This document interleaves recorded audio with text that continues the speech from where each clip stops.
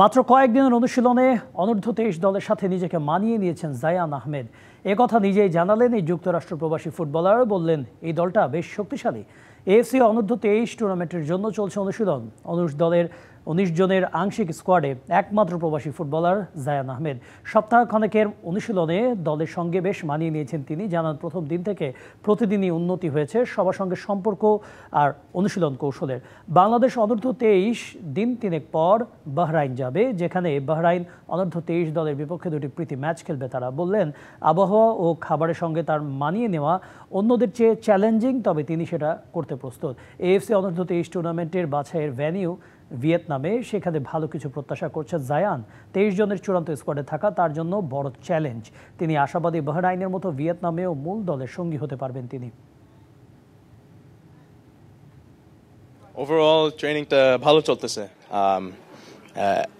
ঠিক মতন অ্যাডজাস্ট করতেছি, প্লেয়ারদের সাথে আরও কেমিস্ট্রি বিল্ড করতেছি, আর মোটামুটি ভালো চলতেছে।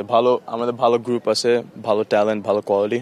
অবভিয়াসলি প্রথম দিন তো সবাই নতুন প্লেয়ার, নতুন ডিফারেন্ট টিম থেকে আসতেছি, কেমিস্ট্রিটা ছিল না, বাট আস্তে আস্তে করে আমরা বিল্ড করতেছি আর অনেক ইমপ্রুভ করছি।